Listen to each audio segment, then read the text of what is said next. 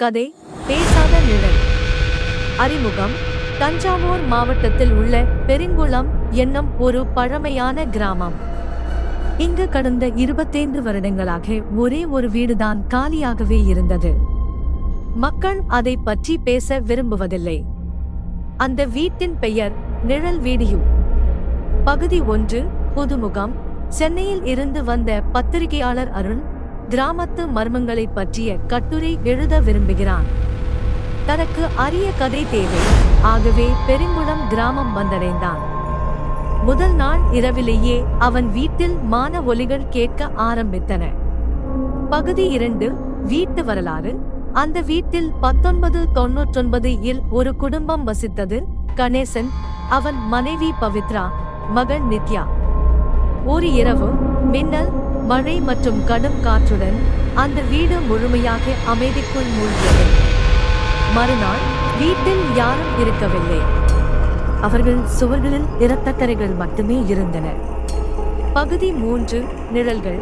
அருண் அந்த வீட்டுக்குள் நுழைய முடிவு செய்கிறான். முதல் முறையாக நடக்கும் ஒவ்வொரு படிக்கட்டும் அவனுக்குள் ஒரு அசாதாரண உணர்வை கொடுக்கிறது. தொலைவில் ஒரு பெண் நிழல் கண்ணில் பட்டது. அது அவனை பார்க்கிறது, மெதுவாக கூறுகிறது, நாங்கள் இங்கேவே இருக்கிறோம். எதற்காக வந்தாய்? பகுதி 4. பழைய டைரி. அவன் வீட்டில் ஒரு பழைய டைரியை காண்கிறான். அதில் பவித்ராவின் கைப்பதிவுகள். என் கணவன் அப்பாவி இல்லை. அவன் நித்தி மீது. ஆனால் அவர்களை கூற முடியவில்லை. நாங்கள் 3 பேரும் இன்று இரவில் வீடு விட்டு ஓட நினைக்கிறோம். அவனுக்கு புரிகிறது, இந்த குடும்பம் எதையோ மறைக்க முயற்சித்திருக்கிறது.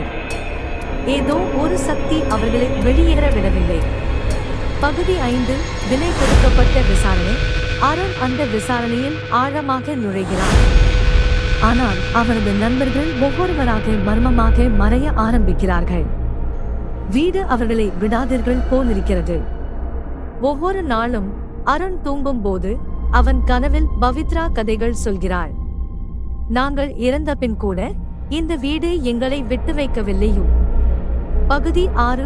சுவர் பேசுகிறது. ஒரு நாள் வீட்டு சுவர் மீதிலிருந்து சத்தம் வருகிறது. நிழலுக்கு உண்மை தெரிய வேண்டும். சத்தியம் செய்யும் என்று ஒரு பேய் குரல் ஒலிக்கிறது. அருண் விசாரிக்க சுவரை உடைக்கிறான். அதற்குள் ஒரு இரும்பு பெட்டி.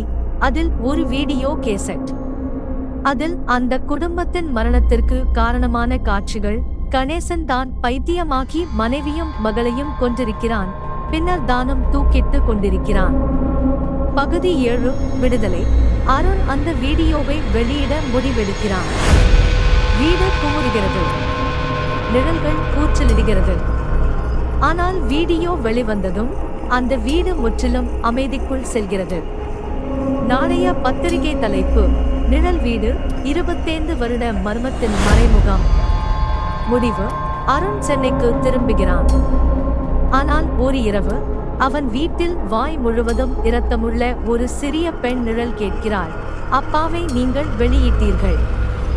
ஆனால் அம்மா இன்னும் சுவர் குரலில் இருக்கிறாள்.